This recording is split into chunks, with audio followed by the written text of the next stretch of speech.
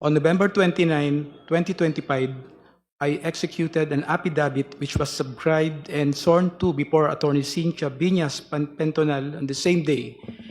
In my affidavit, I narrated my involvement with then President Rodrigo Roa Duterte, PRRD, his daughter Sara Duterte, Sara, other members of their family, and their close associates.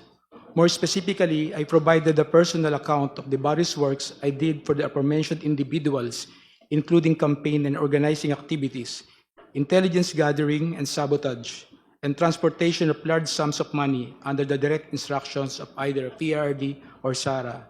3. With my consent, my affidavit was submitted and referred to the Office of the Ombudsman through a letter dated December 15, 2025. 4. After I executed my affidavit, I learned that Sara denied any affiliation with me and that she has no personal or professional relationship with me. She added that she has never given me any instruction of any kind. 5. I received through my counsel a copy of complaint dated March 4, 2026, filed by Sara or BP Sara herself before the Office of the City Prosecutor, Taguig City, for perjury.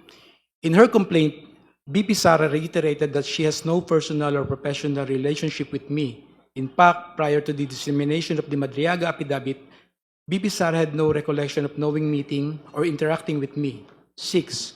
However, her denial of any affiliation with me is absolutely false. She lied under oath in her perjury complaint against me.